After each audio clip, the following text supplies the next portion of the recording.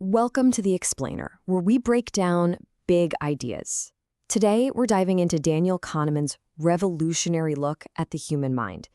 And it turns out there are basically two characters inside your head, secretly running your life.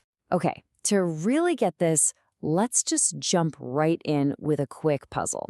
No tricks, I promise. Just go with your first gut instinct. So, what's your gut telling you?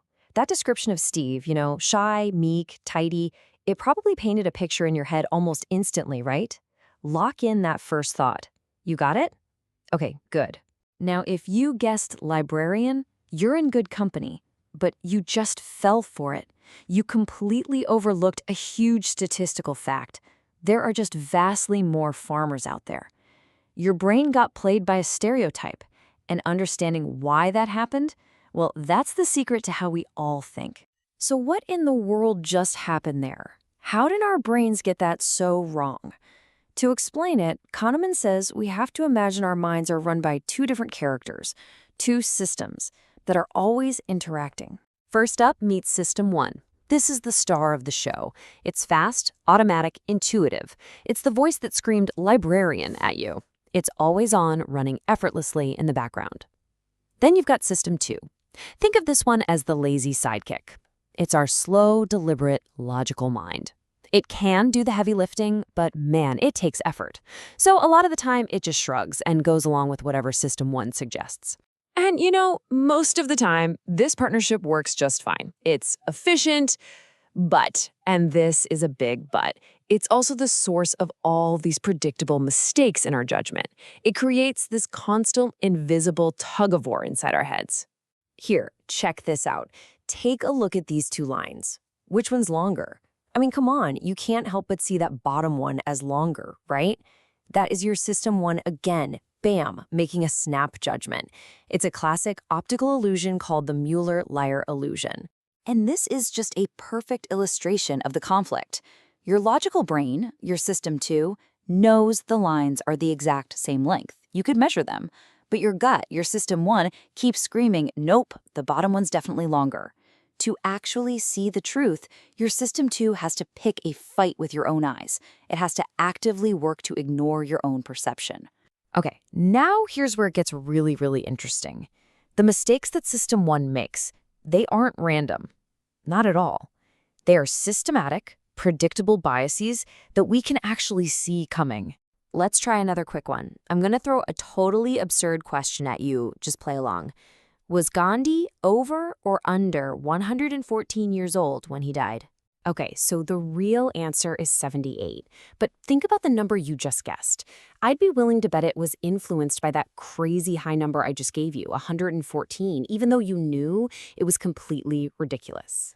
What you just experienced is called the anchoring effect.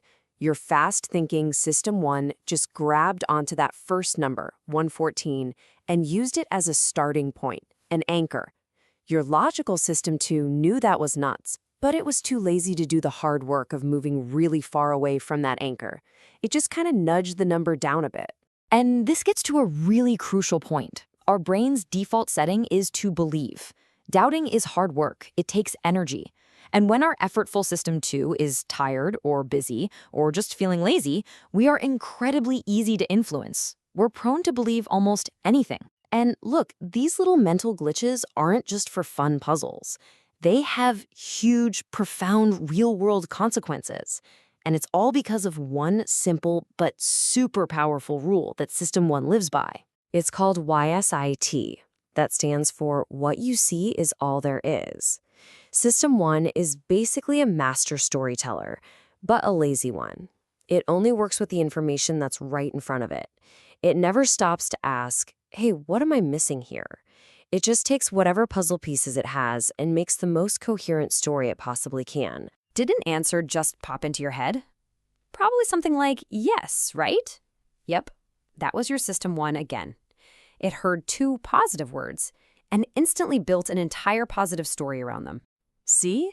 That's YSIAT in action. Your System 1 jumped the gun. You formed a positive impression from totally incomplete information. And now, even after hearing the bad stuff, that initial good feeling, that halo, is really hard to completely erase. This is why we look back at success stories like Google and create these tidy narratives that make their success seem inevitable. It wasn't. This YCIT habit leads to massive overconfidence. It makes us believe the world is far more predictable than it actually is, and that fuels bad financial decisions, terrible policy mistakes, and flawed hiring practices. So the big question is, are we just doomed? Are we destined to be fooled by our own minds forever? Not entirely. We can't just eliminate these biases, but we can learn to recognize the situations where they're most likely to strike. I mean, constantly second-guessing every thought you have would be completely exhausting. The real goal is to be strategic.